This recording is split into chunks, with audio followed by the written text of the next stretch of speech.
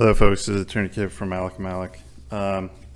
So occasionally I'll go to the 10th District's website and look at the decisions from the 10th Districts and the Ohio Supreme Court. And I saw one regarding a workers' comp issue, and this was an appeal from a 10th District decision by this employer. And the case, it's a mandamus case. So mandamus, these are typically issues of law that go directly to the 10th District rather than issues of fact and possibly law, which would be typically your 512 appeals. But the case is called State XL Friendship Supported Living versus the Ohio BWC. And essentially the underlying case is about deals with this company Friendship Supported Living, and they're appealing the BWC's determination that they had to pay a premium or insurance premium for their employees, and they determined that their employees were, or their workers rather, were employees rather than independent contractors. And so they wanted to dispute that, because if that was the case, then they would have to pay a higher premium. And so what they do procedurally is they appeal those decisions to the adjudicating committee, and then if there's a decision they don't like there, then they could appeal it to the next step, and then the next step after that would be the 10th District. So I'm not really so concerned about that. I'm not really concerned about whether or not these companies have to pay premiums or not. But what I was kind of interested in with this case and how it affects you, the injured workers, is this is dealing with home health aides, and we'll get home health aide client cases. And a lot of times the issue arises is that the person they got injured, and the issue is whether the going and coming rule applies. So somebody will get injured, either, they'll be driving from one place to the other place, from one house to the next house, and they'll get in a car accident, or they'll be walking out of the house and they'll slip on the sidewalk. And so that the going and coming rule applies or gets implicated in that situation. But here, the issue was whether these folks who go to and essentially I think they go to the workers, in this case, the home health aides, go to homes of developmentally disabled individuals and, administer whatever care they're going to administer. So the useful thing about this Supreme Court case is that they analyze home health aide in this fact pattern, and whether or not they're, whether that individual is an employee or an independent contractor. Because if they're an independent contractor, for your sake, if you're an independent contractor, then you'd have to have your own coverage for yourself. And if you got injured, you couldn't file it against what you're saying is your employer. So first of all, they discuss, the basic laws that are applied in these situations. So we know that in construction type situations, they have these 20 factors that they go through. Anything else that's not a construction type situation, you don't apply the 20 factors, but a lot of the factors that are in the 20, the 20 factors, some of those factors are applicable to non-construction type situations. But essentially, the key fundamental thing for non-construction type situations is determining whether somebody's an employer or an independent contractor. It's the right to control the manner or means of doing the work, and that's this Bostick Supreme Court case. That's where that's from. So that's the right to control the manner or means of doing the work, and then they go on further. The right to control test is not marked by a bright line rule, but rather a set of non-exhaustive factors. And they're going through, they quote some of the things that can be used to determine whether, somebody has the right to control the manner or means of doing the work. And they look at things like who controls the detail and quality of the work, who controls the hours work, who selects the materials, tools, and personnel used, who selects the routes traveled, the length of employment, the type of business, the method of payment, and any pertinent agreements and or contracts. So that's kind of the underlying rules that they're going to look at, and then they're applying it to this case, this fact pattern. And again, not really concerned about whether or not this company has to pay their insurance premium, workers' comp premium, but more interested in if you're a home health aide, how the Supreme Court's looking at this facts, and maybe that'll implicate you if you're a home health aide and you have a work injury and your employer's trying to say you're an independent contractor. So, so in this case, one of the factors they're looking at is insurance, and because I guess the Bureau in this case is saying that these people are employees. This company Friendship is saying that they're independent contractors. And so one of the factors that the Bureau used in this decision was that apparently this company Friendship required their workers to have their own insurance at their own expense, and I guess automobile insurance or driver's license. And so the court in this case, they said that the Friendship does not exert any control over the facts of the work relationship with its direct care workers by requiring that the workers carry their own automobile insurance. So that doesn't help you. So if you're required to have presumably if you're going from place to place, you have to have a driver's license, and that's kind of what the Supreme Court said. So that doesn't help you guys. So the Bureau determined that the Friendship direct care workers are paid hourly. So if you're paid hourly, and that goes in a lot of, in any kind of situation, if you're paid an hour by hour basis, that tends to suggest you're an employee, versus if you're paid per project or paid per, like if you're working, and this is more construction type thing, but if you're paid per section of, wall that you've put, framing on or whatever, then that tends to suggest you're an independent contractor. So, and they cite, they cite this case, I don't know, whatever this case they're looking at, this Northeast Ohio College of Massotherapy, but that's kind of a thing that we're looking at a lot. So paid by hour tends to suggest they're employees. And then the other fact is, the Bureau argued that the relevant aspect of Friendship's relationship with its direct care workers, that's the nature of the business is they're providing employees, or they're providing workers to dispense care to developmentally disabled individuals, and so that's kind of Friendship's business. And so the direct care workers who are going to these developmentally disabled individuals' houses are operating, pursuant to Friendship's, their essential business pursuit. And so that was a factor that went towards the folks being employees rather than independent contractors. One thing they looked at, and this is why every one of these cases, particularly if it's an employee versus an independent contractor, they're all factually intensive. So you always have to look at these things. It's never of, well, one of the things they indicate here is that this person was given a 1099, and so a lot of employers think that they're washing themselves of any kind of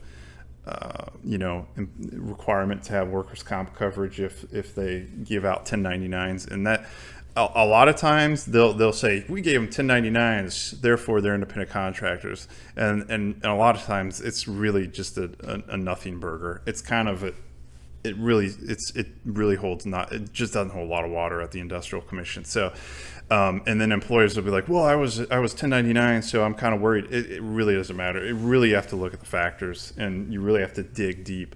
But yeah, and they kind of say that in the same thing, that just because you say your employees are independent contractors and you give them this 1099 is, kind of means really nothing.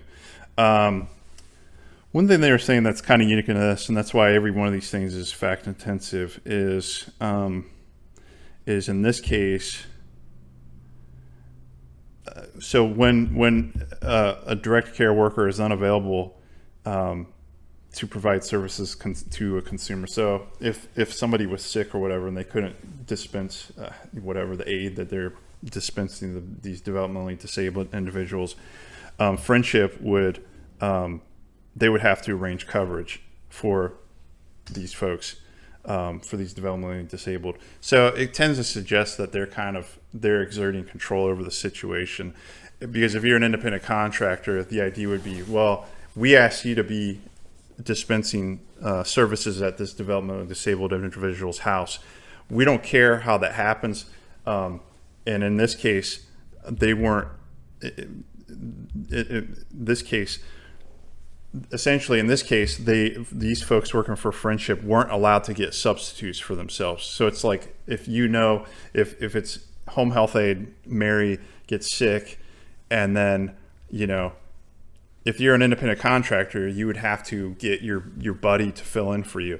But what this is, in this situation, Friendship is the one who actually got the coverage, the substitute home health aide worker. And because of that, the court found that was a plus factor, that they were an employee, that these folks were employees. Because again, if you're an independent contractor, you'd have to find your own sub, is the idea.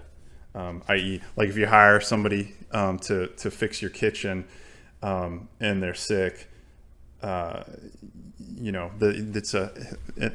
person that you hired, they'll end up finding somebody else to cover for them. They may, and in which case, that person would be an IC. But again, so moving on. One thing that was, and it's interesting, I 100% agree with this, is so there's this Freedom was saying that the direct care worker, the home health aide, and the consumer, this developmentally disabled individual, decide what they will do while the worker is in the consumer's home. And the Freedom or Friendship was saying, well, then that tends to suggest they're IC. But the Bureau and the court agreed with it. Autonomy and flexibility are common for employees in the field and many other types of work. So, and when you think about this, think about like folks who are delivery drivers for Amazon. And I'm saying for delivery drivers for Amazon, not independent contractor drivers for Amazon. But if you're like a delivery driver for Amazon is saying, hey, go deliver this package to this, they give you a list of places where you have to deliver packages, but they're not sitting there like having a supervisor dictate how you put the package on the porch and how you do this or that. They don't have anybody watching you. So it's similar to this. These people go to these developmentally disabled houses and they administer,